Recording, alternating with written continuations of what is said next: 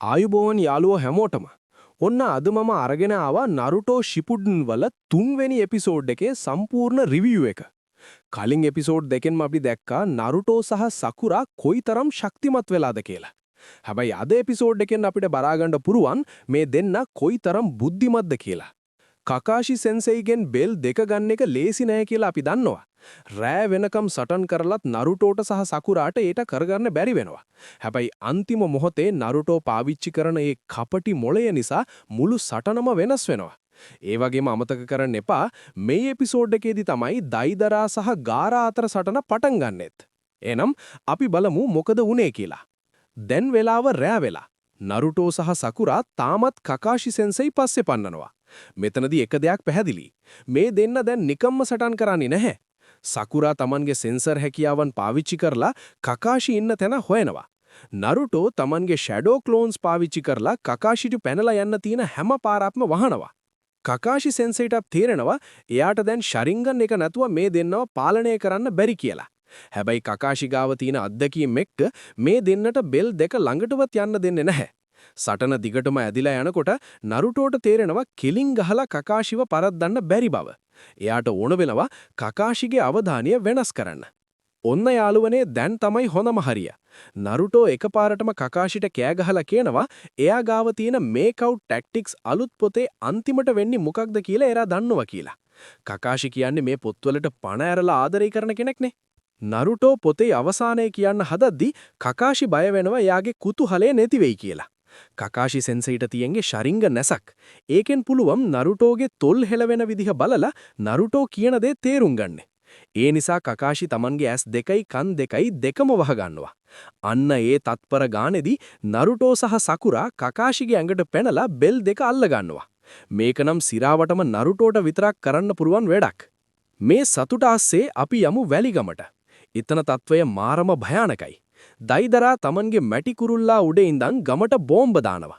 හැබැයි ගාරා කියන්නේ දැන් ලේසි පහසු කෙනෙක් නෙවෙයි. එයා ගමේ ආරක්ෂාව වෙනුවෙන් තමන්ගේ මුළු ශක්තියම යොදවනවා.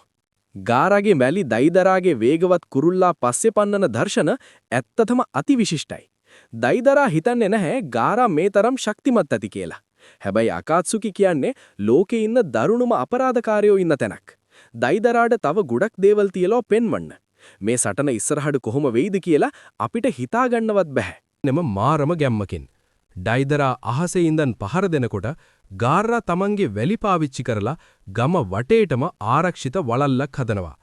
මෙතනදී අපි දකින විශේෂම දේ තමයි ගාරාට දැන් එයාගේ වැලි පාවිච්චි කරලා අහසේ පියාඹන්නත් පුරුවන් වීම.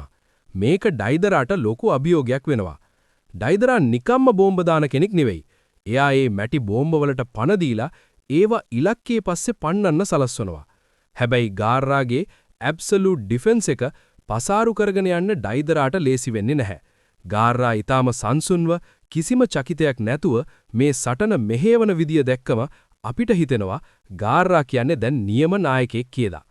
සටන අතරතුර ගාරා සමත් වෙනවා ඩයිදරාගේ එක අතක් වැලිවලට හිර කරලා ඒක කුඩු කරලා දාන්න. ඒ වෙලාවේ අපිට හිතනවා ඔන්න ගාරා දින්න කියලා. හැබැයි ඩයිදරා කියන්නේ සටන් කපටියෙක්. එයා ඒ අවස්ථාව පාවිච්චි කරනවා තමන්ගේ මාරාන්තික මැටි බෝම්බ ගාරාගේ වැලි ඇතුළට රිංගවන්න. ඩයිදරාගේ කලාව ආර්ට් තමයි පිපිරීම්. එයා බලන් ඉන්නේ එකම එක අවස්ථාවක් ලැබෙනකම් විතරයි. වැලිගමේ මිනිස්සු මේ සටන දිහා බලාගෙන ඉන්නේ මාරම බයකින්. මොකද මේ සටනෙන් ගාරා පෙරදුනොත් මුළු ගමම විනාශ වෙන්න පුරුවන් බව උනුන් දන්නවා.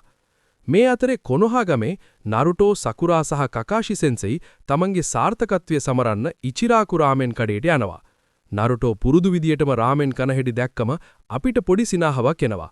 හැබැයි ඒ සතුට වැඩි වෙලා තියෙන්නේ නැහැ. පස්වෙනි හෝකාගේ සුනාඩේට පණිවිඩයක් ලැබෙනවා වැලිගමට අකත්සුකිලා පහර දීලා කියලා.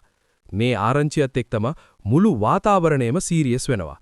නරුටෝ දන්නවා තමන්ගේ හොඳම යාළුවා වෙන ගාරා ඉන්නේ ලොකු අනතුරක කියලා. නරුටෝගේ මුහුණේ තියෙන ඒ බැරෑරුන් පෙනුමෙන්ම අපිට තේරෙනවා ඊළඟට වෙන්න යන්නේ මොකක්ද කියලා.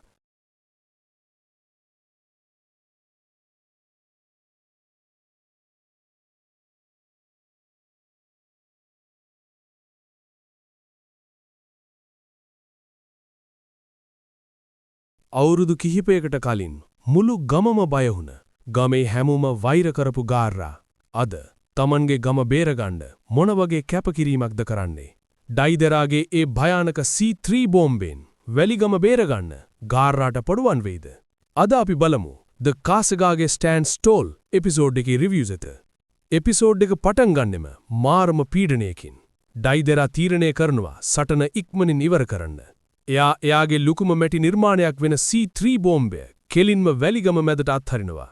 මේ බෝම්බය ගමට වැදුනොත් මුළු ගමම අලු වෙලා යනවා කියලා ගාර්රා දන්නවා. මෙතනදී තමයි ගාර්රාගේ සැබෑ වීරත්වය අපි දකින්නේ. එයා තමන්ගේ සටන පැත්තකට දාලා තමන්ගේ මුළු චක්‍ර ශක්තියම පාවිච්චි කරලා ගම වටේටම අති විශාල වැලි පලිහක් හදනවා.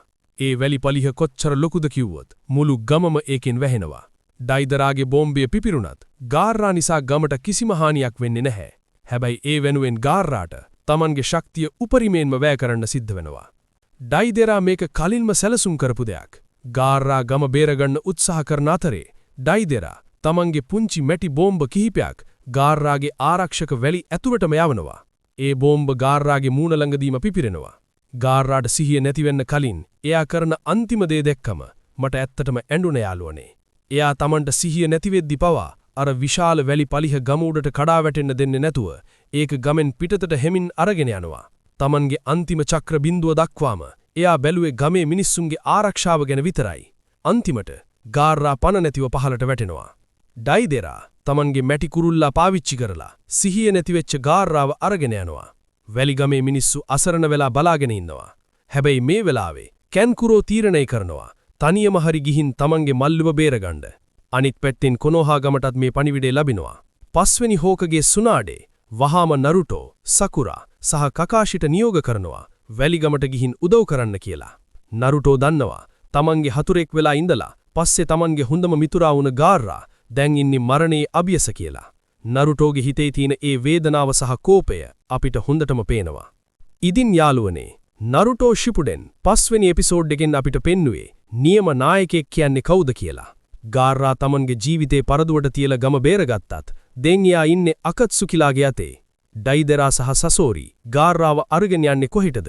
ඊළඟ වීඩියෝ එකෙන් අපි බලමු නරුටෝ සහ කණ්ඩායම කොහොමද මේ මෙහෙයුම පටන් ගන්න කියලා. ඔයාලට ගාර්රාගේ මේ කැපකිරීම ගැන මොකද හිතෙන්නේ? පහලින් කමෙන්ට් කරන්න.